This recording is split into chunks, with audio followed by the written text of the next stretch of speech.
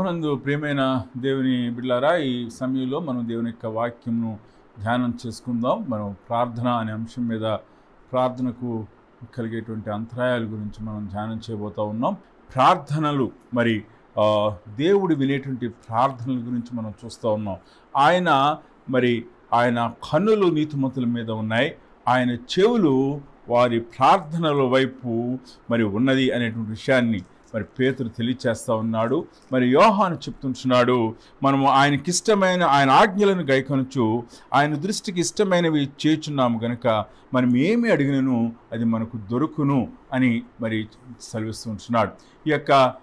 ఈ సమయంలో మనము దేవుని సన్నిధిలో మరి ప్రార్థన, మరి ప్రభువు మన యొక్క ప్రార్థనలను ఆలకించు దేవుడైనట్లయితే అనేక సార్లు మనము ప్రార్థన చేయలేకపోవటానికి, అనేక సార్లు మన ప్రార్థనలకు జవాబు రాకపోవటానికి గల కారణాలని మరి యొక్క సమయంలో మీ ముందుంచాలని నేను ఆశపడతా ఉంటున్నాను.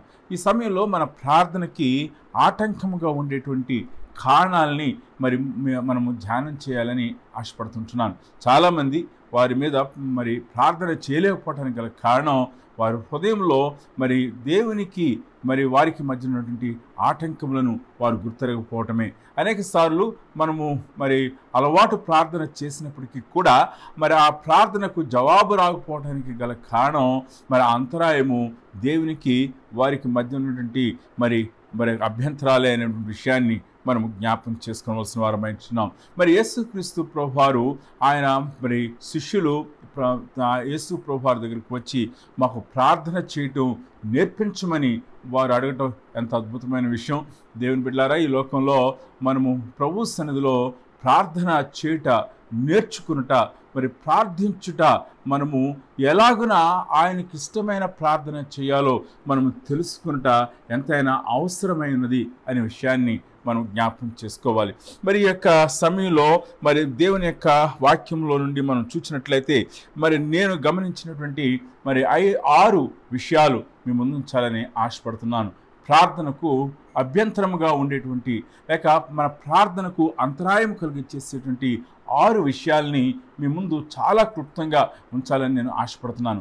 మొట్టమొదటిగా మనం ఆలోచన చేసినట్లయితే మన ప్రార్థన దేవుని సన్నిధిలోనికి రాకపోవటానికి గల కారణం, మొదటి కారణం ఏమిటి అని అంటే దేవునికి మనకు మధ్య ఉన్నటువంటి పాపము అనే విషయాన్ని మనము జ్ఞాపకం చేసుకోవలసిన వారమై ఉంటున్నాం. దేవుని బిడ్డలారా, మనం దేవుని యొక్క వాక్యం నుంచి కీర్తన గ్రంథం 66వ కీర్తన 18వ వచనాన్ని మనం చదువుకుందాం. నా హృదయంలో నేను పాపము లక్ష్యము చేసినట్లయితే ప్రభువు మరి నా మనవి వినకపోవును అని చెప్తున్నాడు. నా హృదయంలో నేను పాపము లక్ష్యం చేసినడలా ప్రభువు నా మనవి వినకపోవును. కాబట్టి మన హృదయంలో పాపమును మరి లక్ష్యం ఉంచినట్లయితే మన యొక్క ప్రార్థన అంగీకరించబడదు అనే విషయాన్ని మరి ఉదయ సమయంలో మనం జ్ఞాపకం చేసుకోవాల్సిన వారమైంటున్నాం. మరి యెషయా గ్రంథం 59వ అధ్యాయంలో కూడా మనం చూసినట్లయితే రక్షింప నేరకు ఉండునట్లు యెహోవా హస్తము కురుచ కాలేదు, విననేరకు ఉండునట్లు ఆయన చెవులు మందము కాలేదు. మీ దోషములు మీకును మీ దేవునికి అడ్డముగా వచ్చును, మీ పాపములు ఆయన ముఖమును మీకు మరుగుపరచును గనుక ఆయన ఆలకింపకున్నాడు. మీ చేతులు రక్తము చేతను మీ వేళ్ళు దోషము చేతను అపవిత్రపరచబడినవి, మీ పెదవులు అబద్ధములాడుచున్నవి, మీ నాలుక కీడును బట్టి మరి మాట్లాడుచున్నది అని చెప్తున్నాడు. ఇంకా కింద వచనాల్లో మనం చూసినట్లయితే పాపముల గురించి ఆయన వివరిస్తూ ఉన్నాడు. ఇటువంటి స్థితిలో ఉన్నటువంటి ప్రజలు తమ హృదయాల్లో, మన హృదయంలో పాపమును లక్ష్యం చేస్తున్నట్లయితే, పాపమును బ్రూట్ చేస్తున్నట్లయితే, పాపాన్ని మనం పొదుగుతున్నట్లయితే మన ప్రార్థన మరి దేవునికి సన్నిధికి వెళ్ళదు అనే విషయాన్ని మనం జ్ఞాపం చేసుకోవాల్సిన వారమైంటున్నాం. అంచేత మరి మనము ఉదయ సమయంలో మనము దేవుని సన్నిధిలో మనము ప్రార్థించుటకు వచ్చినప్పుడు మరి ఈ యొక్క విషయాన్ని జ్ఞాపం చేసుకోవాలి. ఏమనంటే నా హృదయంలో ఏదైనా పాపం ఉన్నదా అని మనం ప్రశ్నించుకోవాలి. అపోస్తలుడైనటువంటి పౌలు మరి ఆయన ప్రభురాత్రి భోజన సంస్కారముకు ముందు ఆయన చెప్తుంటున్నాడు, మనల్ని మనం పరీక్షించుకోవాలి అని చెప్తుంటున్నాడు. మరి మన హృదయంలో దేవునికి మనకి మధ్యన ఏదైనా పాపం ఉన్నట్లయితే ఆ పాపమును మనం ఒప్పుకొని విడిచిపెట్టాలి అని మనం హెచ్చరిక చేయబడుచుంటున్నాం. కాబట్టి మన ప్రార్థనకు మొదటి అంతరాయము పాపము, దేవునికి ఇష్టము లేనటువంటి కార్యములు, ఆలోచనలు మన హృదయంలో ఉన్నప్పుడు మనము ఆయన ఆయన ఆయన దృష్టి మన మీద ఉండదు, ఆయన కన్నులు మన మీద ఉండవు, ఆయన చెవులు మన ప్రార్థన మీద ఉండదు అనే విషయాన్ని మనం జ్ఞాపం చేసుకోవాల్సిన వారమై ఉంటున్నాం. రెండవదిగా మనం చూసినట్లయితే మరి ఇతరులతో సరైన సంబంధం లేకపోవటం, లేక క్షమించినటువంటి మనసు మరి ఉండటాన్ని బట్టి మన ప్రార్థనలకు ఆటంకం కలుగుతుంది అనే విషయాన్ని మనం జ్ఞాపం చేసుకోవాల్సిన వారమై ఉంటున్నాం. మార్కు సువార్త 11వ అధ్యాయము మరి 25వ వచనాన్ని మనం చదివినట్లయితే మరి ప్రభువారు ఈ మాట చెప్తుంటున్నారు. మీకు ఒకరి మీద విరోధం ఏమైనా కలిగినడలా మీరు నిలవబడి ప్రార్థన చేయనప్పుడెల్లను వాని క్షమించిడి, అప్పుడు పరలోకమందున్న మీ తండ్రియు మీ పాపములను క్షమించును. ఇక్కడ మన పాపములను క్షమించబడటానికి మరి ఒక సూత్రాన్ని చెప్తూ ఉంటున్నారు. అది మన ప్రార్థనలు అంగీకరించబడటానికి ఇక్కడ సూత్రం చెప్తున్నారు. ఆ సూత్రం ఏమిటంటే, నీ సహోదరుని మీద నీకు ఆయాసం ఉన్నట్లయితే, విరోధమైన భావం ఉన్నట్లయితే, అతడు నీకు కీడు చేస్తున్నాడని నువ్వు తలంచినట్లయితే అతనిని నువ్వు క్షమించాలి అని ప్రభు హెచ్చరిక చేర్చుంటున్నారు. అందుకనే పరలోక ప్రార్థనలో కూడా మనం ఈ యొక్క మాటను చూస్తూ ఉంటాం. పరలోక ప్రార్థనలో యేసుక్రీస్తు ప్రభువారు మరి నేర్పించిన ప్రార్థనలో మా అతిక్రమములను, మా యొక్క రుణస్థులను మేము క్షమించిన ప్రకారము మా రుణములను క్షమించుము అని మరి ఆయన ఆ ప్రార్థనను నేర్పించినట్లుగా మనం చూస్తూ ఉంటున్నాం. అంచేత మనము మరి మన యొక్క సహోదరులను క్షమించవలసిన అవసరత ఎంతైనా ఉన్నది అనే విషయాన్ని ఈ యొక్క సమయంలో మనం జ్ఞాపం చేసుకోవాలి. హెబ్రీయులకు రాసిన పత్రిక 12వ అధ్యాయంలో మనం చూస్తూ ఉంటున్నాం. 14వ వచనంలో ఈ విధంగా మరి వ్రాయబడి ఉన్నది, మరి పరిశుద్ధత కలిగి ఉండటకు మరి ప్రయత్నించుడి, అందరితో సమాధానమును పరిశుద్ధత కలిగి ఉండటకు ప్రయత్నించుడి, పరిశుద్ధత లేకుండా ఎవడును ప్రభువును చూడడు. కాబట్టి అందరితో సమాధానముగా ఉండటకు ప్రయత్నం చేయమంటున్నాడు. పరిశుద్ధత లేకుండా ప్రభువుని చూడలేము అని విషయాన్ని తెలియచేస్తున్నారు. మొట్టమొదటిగా మన పాపము అడ్డముగా ఉన్నదనే విషయాన్ని మనం చూచినాము. రెండవదిగా మరి ఇతరులతో సరైన సంబంధం మనకి అంతరాయం కలుగు చేస్తుందనే విషయాన్ని మనము జ్ఞాపం చేసుకోవాల్సిన వారమై ఉంటున్నాం. మరి మూడవదిగా మనం ఆలోచన చేసినట్లయితే, లోక సంబంధమైనటువంటి మరి వస్త్రధారణ మరి దేవునికి ఇష్టమైనది కాదు అనే విషయాన్ని జ్ఞాపం చేసుకోవాల్సిన వారమై ఉంటున్నాం. లోక సంబంధమైన వస్త్రధారణ పేతురు రాసినటువంటి మొదటి పత్రిక ఇంతకుముందు మనం చూచిన 3వ అధ్యాయం మరి స్త్రీలను గురించి మాట్లాడుతూ అక్కడ వారి యొక్క వస్త్రధారణ గురించి మరి చాలా స్పష్టంగా మరి మనకి హెచ్చరిక ఇవ్వబట్టం మనం చూస్తున్నాం. దయచేసి చూడండి. జడలు అల్లుకొనుటయు, బంగారు నగలు పెట్టుకొనుటయు, వస్త్రములు ధరించుకొనుటయు, వెలుపటి అలంకారములు మీకు అలంకారముగా ఉండక, సాధువైనటియు మృదువైన గుణమును అక్షయ అలంకారము గల మీ హృదయపు అంతరంగ స్వభావము మీకు అలంకారముగా ఉండవలెను. దేవుని బిడ్డలారా, ఒకసారి ఆలోచన చేయండి. ఇక్కడ ప్రభువు బహిరంగ అలంకరణ కన్నా అంతరంగపు అలంకరణకు ఆయన ప్రాధాన్యతనిచ్చినట్లుగా మనం చూస్తూ ఉన్నాం. ఇక్కడ కింద వచనంలో 4వ వచనంలో మరి మనం చూసినట్లయితే ఆఖరి భాగంలో, అది దేవుని దృష్టికి మిగుల విలువగలది, అది దేవుని దృష్టికి మిగుల విలువగలది. The inward beauty cultivate to have the inward beauty, అంతరంగపు సౌందర్యంను మరి కలిగి ఉండుటకు మరి అలవర్చుకోవాలి అని హెచ్చరిక చేస్తూ ఉంటున్నాడు. బహిరంగ సంబంధమైనటువంటి అలంకరణ అది తాత్కాలికమైనది, అది దేవునికి ఇష్టమైనది కాదు. ఒక విశ్వాసి తన యొక్క మరి వస్త్రధారణ, తన యొక్క లోక సంబంధమైనటువంటి విధానంలో తాను అలంకరించుకుంటా అది ఒక విశ్వాసి యొక్క జీవితమునకు కావలసినది కాదు అనే విషయాన్ని మనం జ్ఞాపం చేసుకోవాలి. అటువంటి వారి ప్రార్థనలు అంగీకరించబడవు అనే విషయాన్ని మనము జ్ఞాపం చేసుకోవాలి. ఒక సమయంలో మరి నేను నా స్నేహితుని యొక్క ఇంటికి వెళ్ళి ఉన్నాను. నా స్నేహితుడు అతడు క్రైస్తవుడు కాదు, కానీ అతను నాకు చిన్ననాటి స్నేహితుడు. అతని ఇంటికి వెళ్ళి ఉన్నాను. మరి కొన్ని మాటలు మాట్లాడుతున్నప్పుడు మరి ఆయన భార్య మరి నాతో ఒక మాట చెప్పింది. మేమందరం కూడా కూర్చున్నప్పుడు ఒక మాట చెప్పింది, పీటర్, ఈ రోజుల్లో మరి ఈ యొక్క బహిరంగ అలంకరణ కొరకు కనీసం నెలకి 5,000 లేక 6,000 రూపాయలు మరి అమ్మాయిలు ఖర్చు పెడుతున్నారు అని చెప్పింది. చాలా ఆశ్చర్యం కలిగించింది. ఎందుకంటే మా ఇంట్లో మరి అమ్మాయిలు లేరు కదండి, అంచేత ఎంత ఖర్చు అవుతుందో నాకు తెలియదు. కానీ ఇక్కడ చూసినట్లయితే ఆమె చెప్పిన మాట 5 లేక 6,000 రూపాయలు మరి అమ్మాయిల యొక్క బహిరంగ అలంకరణ కొరకు ఖర్చు పెడుతున్నారు. చూడండి, దేవుని యొక్క హృదయపు అలంకరణ కాకుండా బహిరంగ సంబంధమైన బాహ్య సంబంధమైన అలంకరణకు ప్రాధాన్యత ఇచ్చిన వారి ప్రార్థన అంగీకరించబడదు అని మనము జ్ఞాపం చేసుకోవాల్సిన వారమైంటున్నాం. ప్రభువు చూచేది అంతరంగపు హృదయాన్ని అనే విషయాన్ని మనం జ్ఞాపకం చేసుకోవాలి. మరి చూసినట్లయితే యెషయా గ్రంథం మరి 3వ అధ్యాయంలో మనం చూస్తున్నప్పుడు మరి సియోను కుమార్తెల గురించి ఒక గొప్పదైనటువంటి హెచ్చరిక మాట మరి తెలియచేస్తున్నాడు. మరి ఇక్కడ చూసినట్లయితే మరి ఇశ్రాయేలు ప్రజలు చెరకు వెళ్ళక ముందు వారి యొక్క స్థితి, సియోను కుమార్తెల యొక్క స్థితిని గురించి మరి ప్రవక్త ముందుగా గ్రహించిన వాడై, మరి ప్రవక్త దేవుని చేత బోధపరచబడిన వాడై ఈ మాట చెప్తున్నాడు. యెహోవా దేవుడు సెలవిస్తా ఉన్నాడు. 16వ వచనం చూసినట్లయితే 3వ అధ్యాయం 16వ వచనం ఇలా చెప్తున్నాడు, సియోను కుమార్తెలు గర్విష్ఠురాండ్రై, బహిరంగ సంబంధమైన సౌందర్యమును బట్టి మరి వారు బహుగా మరి గర్విస్తున్న వారుగా ఉంటున్నారు. మెడచాచి నడుచుచు వారచూపులు చూచుచు కులుకుతో నడుచుచు తమ కాళ్ళ గజ్జలను మ్రోగించుచున్నారు.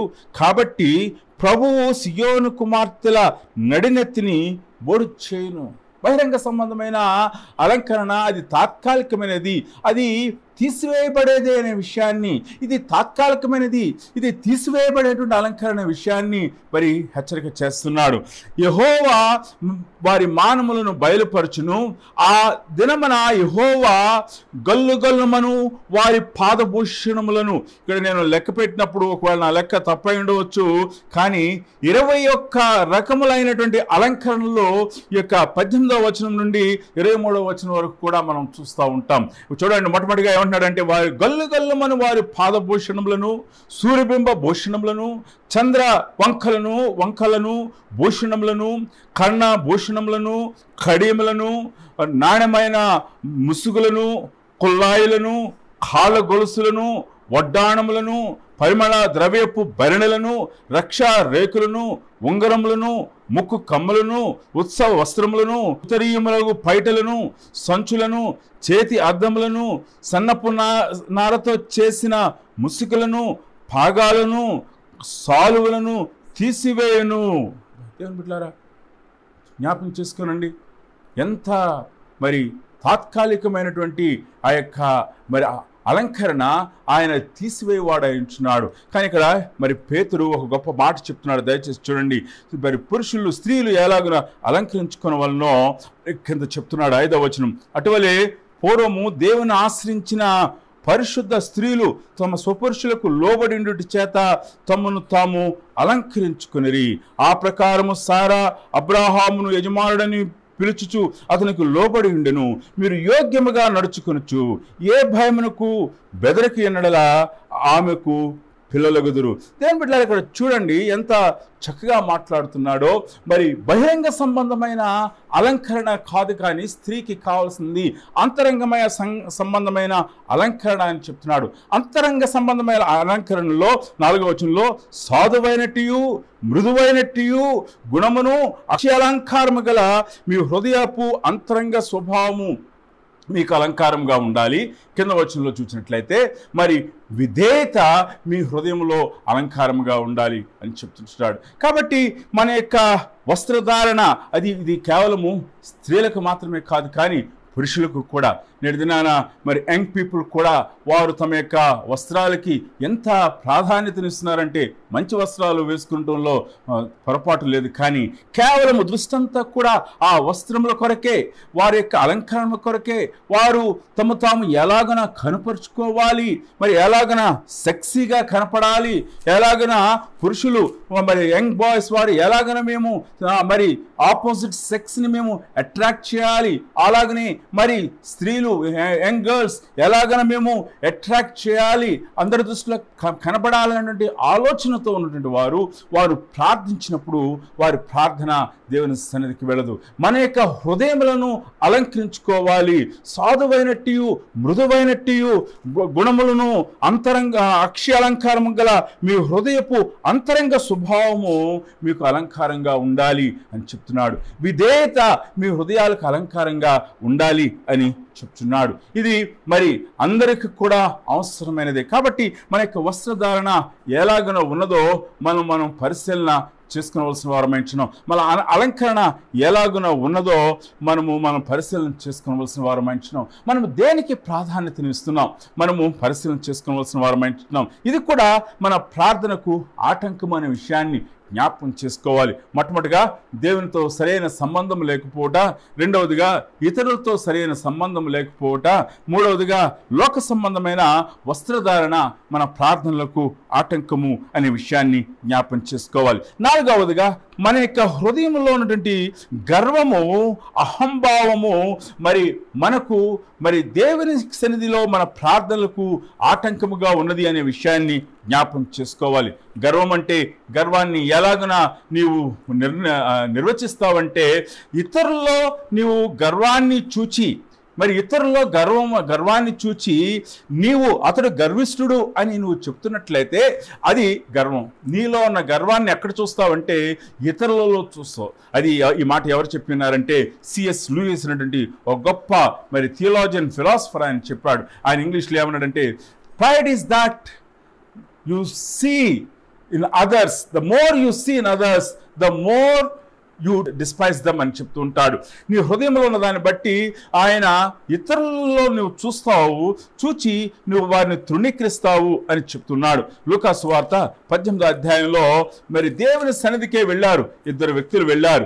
ఒక వ్యక్తి ఎలాగనా నిలబడి ఉన్నాడంటే దేవుని సన్నిధిలో అతడు ఈ సుంకర విషయమైన స్పృహ కలిగిన వాడిగా నిలబడినట్లుగా మనకు కనిపిస్తూ ఉంది. 18వ అధ్యాయంలో మనం చూసినట్లయితే ఇద్దరు వెళ్ళారు. పరిసయ్యుడు వెళ్ళాడు, సుంకరి వెళ్ళాడు. కానీ పరిసయ్యుడు ఎలా చెప్తున్నాడంటే, దేవా నేను చోరులను, అన్యాయస్తులను, వ్యభిచారులైన ఇతర మనుషుల వలనైనను ఈ సుంకరం వలనైనా ఉండనందుకు నీ కృతజ్ఞతాస్తుతులు చెల్లించుచున్నాను. వారమునకు 2 మార్లు ఉపవాసము చేయొచ్చు, నా సంపాదన అంతటిలో 10వ వంతు చెల్లించున్నానని తనలో తాను ప్రార్థించుచుండెను. ఇక్కడ చూసారండి, ఏ సెల్ఫ్ ఎలివేషన్, తాను హెచ్చించుకున్నటువంటి స్థితిలో ప్రార్థన చేస్తున్నాడు. ఇతరులతో పోల్చుకున్నప్పుడు తను మంచివాడుగా తలంచి తాను హెచ్చించుకుంటున్నాడు. తనకు కూడా తాను చేసిన కార్యములను బట్టి మంచివాడిని తలంచుకుంటూ దేవుని సన్నిధిలో నిలబడ్డాడు. రెండవ వ్యక్తి మనం చూసినట్లయితే అతడు తగ్గించుకున్నవాడుగా కనిపిస్తూ ఉన్నాడు. తగ్గించుకొని తాను దేవుని సన్నిధిలో పరలోకం వైపు, ఆకాశం వైపు కన్నులెత్తి చూచుటికైనను ధైర్యం చాలక రొమ్ము కొట్టుకొనుచు, దేవా పాపినైనా నన్ను కరుణించమని పలికెను. అక్కడ యేసు ప్రభువు చెప్పినటువంటి మాటను మనం జ్ఞాపం చేసుకుందాం. 14వ వచనము, అతని కంటే ఇతడు నీతిమంతుడిగా తీర్చబడి తన ఇంటికి వెళ్ళనని మీతో చెప్పుచున్నాను. తాను హెచ్చించుకున్నవాడు తగ్గింపబడును, తాను తగ్గించుకున్నవాడు హెచ్చింపబడనని చెప్పాను. కాబట్టి మన ప్రార్థనలు తగ్గింపుతో కూడిన ప్రార్థనలుగా ఉండాలి, పశ్చాత్తాపంతో కూడిన ప్రార్థనలుగా ఉండాలి, వినయ మనసుతో కూడినటువంటి ప్రార్థనలుగా ఉండాలి. కొర్నేలు కూడా ఈ పరిసయ్యుడు నీతిమంతుడే, ఈ పరిసయ్యుడు ధర్మశాస్త్ర సంబంధమైనటువంటి ఆ యొక్క ఆజ్ఞలను నెరవేర్చిన వాడుగా కనిపిస్తూ ఉన్నాడు. మనం చూసినట్లయితే కొర్నేలు కనిపిస్తూ ఉన్నాడు. అపోస్తల కార్య గ్రంథంలో కొర్నేలు కూడా నీతిమంతుడే. దేవుని యొక్క సకల న్యాయ విధుల యందు అతడు నిర్దోషిగా కనిపిస్తూ ఉన్నాడు, వాటిని ఆచరిస్తూ ఉన్నాడు. కానీ దేవుని యొక్క సేవకుని చేత వర్తమానం పంపించబడినప్పుడు ఆ ఇంటికి పేతురు వెళ్ళినప్పుడు అతడు తగ్గించుకునే విధానాన్ని మనం అక్కడ చూస్తూ ఉన్నాం. కాబట్టి గర్వము మన యొక్క జీవితంలో మన ప్రార్థనను అంగీకరించబడదు అనే విషయాన్ని మనం జ్ఞాపకం చేసుకోవాలి. యెషయా గ్రంథం 66వ అధ్యాయము 2వ వచనాన్ని మనం చూద్దాం. దయచేసి చూడండి. ఎవడు దీనుడై నలిగిన హృదయం గలవాడై నా మాట విని వణుకుచుండునో వానినే దృష్టించుచున్నాను. ఎవడు దీనుడై నా మాట విని వణుకుచుండునో వానినే నేను దృష్టించుచున్నాను. దేని బిడ్డలారా, ఈ యొక్క సమయంలో మనము దేవుని సన్నిధిలో దీనత్వాన్ని ధరించుకున్నామా? మనం ఆయన మాట విని సర్వసృష్టికర్త అయిన దేవుని దగ్గరికి మనం వచ్చున్నాము కనుక నేను భయపడాలి, ఆయన సన్నిధిలో నేను కనపడుతున్నప్పుడు నేను భయపడాలి అనేటువంటి భావన నువ్వు కలిగి దేవుని సన్నిధిలో నువ్వు ప్రార్థన చేస్తున్నావా? నువ్వు తగ్గించుకుంటున్నావా ఆయన సన్నిధిలో? మరి ఈ విషయాన్ని మనం పరిశీలన చేసుకోవాల్సిన వారం అంటున్నాం.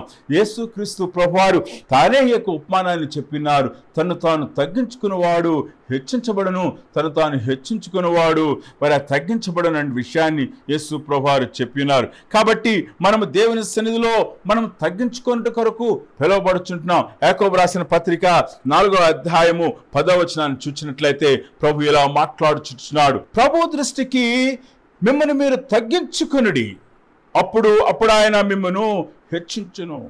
ఇక్కడ 9వ వచనంలో మనం చూసినట్లయితే వ్యాకులపడుడి, దుఃఖపడుడి, ఏడుడి, మీ నవ్వును దుఃఖమునకును మీ ఆనందమును చింతకు మార్చుకొనుడి.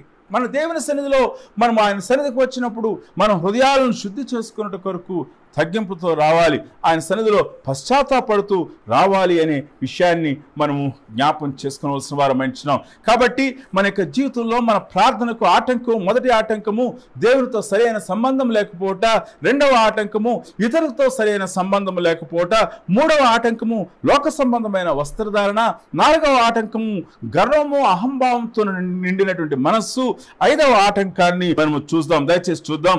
దేవుని యొక్క సన్నిధిలో మనము మరి మర్యాదతో సహోదరుల ఎడల ప్రేమ స్వభావం కలిగిన వారంగా ఉండాలి అని మనం హెచ్చరిక చేయబడుచున్నాం. దయచేసి చూద్దాం. మరి పేతురు రాసినటువంటి మొదటి పత్రిక 3వ అధ్యాయము మరి 8-9 వచనాలు చదువుకుందాం. తుదకు మీరందరూ ఏకమనస్కులై ఒకరి సుఖ దుఃఖముల యందు ఒకరు పాలు పడి సహోదర ప్రేమ గలవారును కరుణాచిత్తులను వినయ మనస్కులునై ఉండుడి.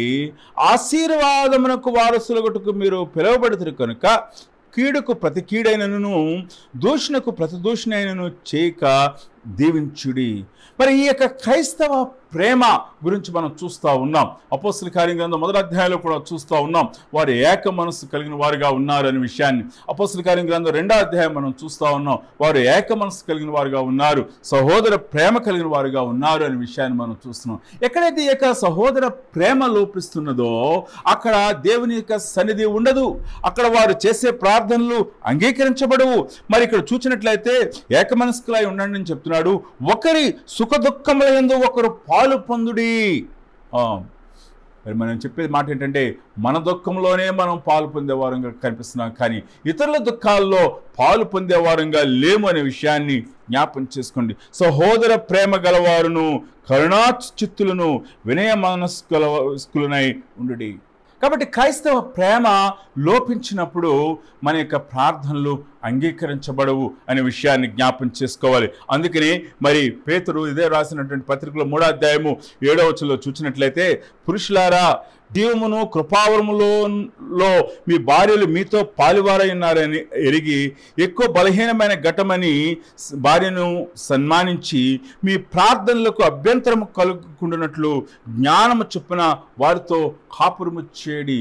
ఇక్కడ ఈ మాట చెప్పుట ఉద్దేశం మీ ప్రార్థనలకు అభ్యంతరము కలగకుండా నిమిత్తము అనే మాటను ఉపయోగించడానికి గల కారణం ఏంటంటే ఇక హస్బెండ్ అండ్ వైఫ్లో ఉండేటువంటి స్ట్రైవ్స్, ఆ యొక్క పొట్లాటలు మరి ఉండినట్లయితే మీ ప్రార్థనలకు ఆటంకం కనుక మీరు మీ భార్యలతో మీరు సంసారం చేసేటప్పుడు మీ భార్యలతో మీరు ఉండిన కుటుంబంలో ఉంచినప్పుడు జ్ఞానంతో మరి కాపురము చేయండి. ఎందుకనంటే మీ ప్రార్థనలకు అభ్యంతరం కలుగుకుంటున్నట్లుగా మరి స్ట్రైవ్స్ ఉన్న చోట, పొట్లాట్లు ఉన్న చోట ప్రార్థనాత్మ ఉండదు అనే విషయాన్ని మనము జ్ఞాపకం చేసుకోవలసిన వారమైంటున్నాం. చివరిగా మనం చూసినట్లయితే అపవిత్రమైన పెదవులు ఉండినట్లయితే, అపవిత్రమైన పెదవులు కలవారు దేవుణ్ణి స్తుతించలేరు, లేక దేవుని యొక్క ప్రార్థన ప్రభు వారి ప్రార్థనను అంగీకరించడు అనే విషయాన్ని మనము జ్ఞాపం చేసుకోవాల్సిన వారమైంటున్నాం. యెషయా గ్రంథం 6వ అధ్యాయంలో మనం చూస్తూ ఉన్నాం.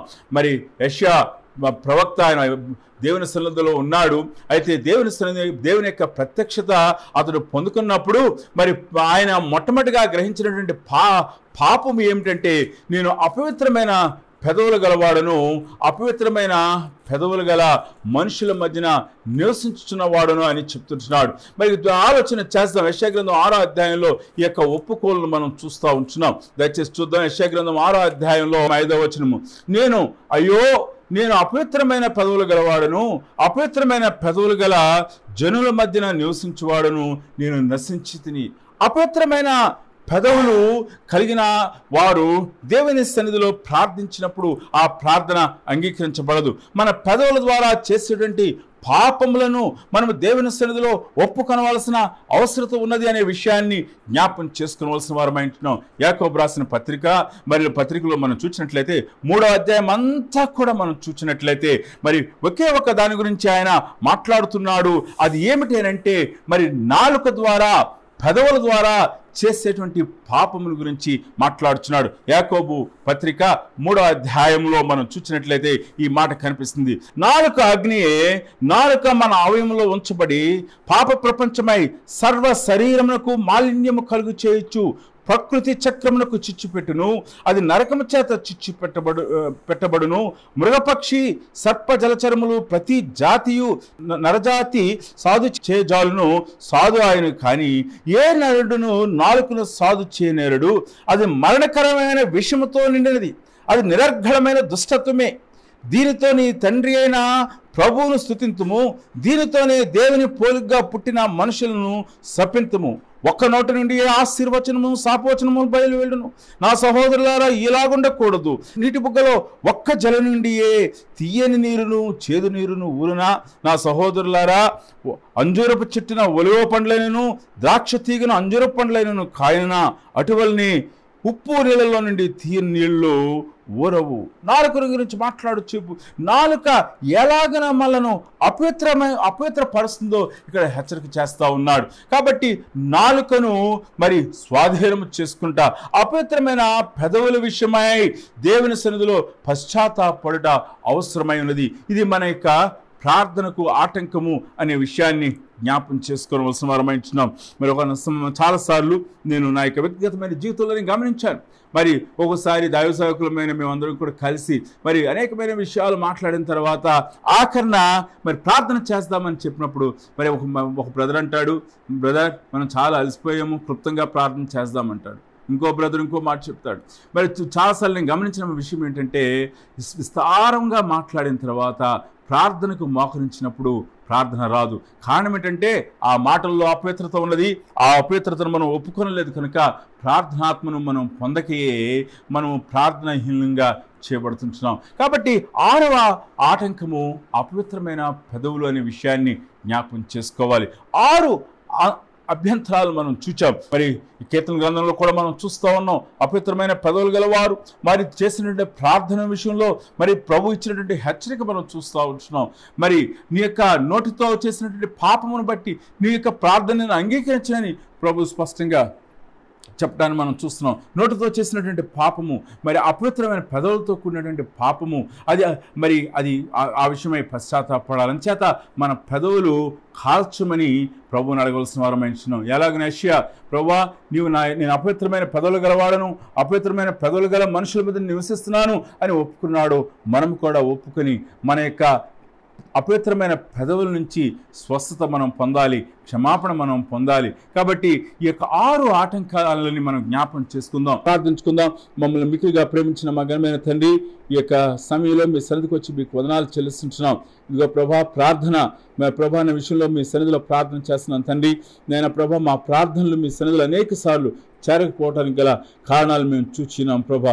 ఈ యొక్క 6 అభ్యంతరాలు మీతో మా హృదయంలో పాపముండని కారణం చేత ప్రభా, నేను మీకు వ్యతిరేకంగా మరి ఉన్నటువంటి స్థితిగతులు మాలో ఉన్న కారణం చేత నేను ప్రభా మా ప్రార్థన అంగీకరించబడలేదనే విషయాన్ని మేము జ్ఞాపం చేసుకుంటున్నాం. కనికరం చూపండి. ఇతరులతో సరైన సంబంధం లేకపోవట ప్రభా, మా వస్త్రధారణ విషయంలో ప్రభా, మా యొక్క నడవడి విషయంలో ప్రభా, నేను మా అపవిత్రమైన పెదవుల విషయంలో ప్రభా, మరి మా యొక్క హృదయంలో ప్రేమ లోపించిన విషయంలో, గర్వం విషయంలో మీ సన్నిధిలో మేము ఒప్పుకొని ప్రభా సరి చేసుకోవడానికి ఇష్టపడుతున్నాం. మమ్మల్ని శుద్ధీకరణ చేయండి ప్రభా, మా హృదయాన్ని సరి చేయండి ప్రభా. మీతో సమాధాన పడినటువంటి స్థితిలో మేము ఉండుటకు కృప చూపి నడిపించండి. మమ్మల్ని శుద్ధీకరణ చేసి మీ రక్తము చేతను వాక్యం చేతను పరిశుద్ధాత్మ చేతను ప్రభా మమ్మల్ని శుద్ధీకరణ చేసి ప్రభా కడగబడిన హృదయంలో నుండి ప్రభా నిర్మలమైన మనస్సాక్షి నుంచి ప్రభా మా హృదయంలో నుంచి ప్రార్థన ఆత్మ ప్రభా మీ సన్నిధికి వచ్చుటకు కృప చూపి నడిపించమని మా సంఘాన్ని దీవించమని ఈ ప్రార్థన యేసు పరిశుద్ధ నామములో అడుగుచున్నాము తండ్రి. ఆమేన్.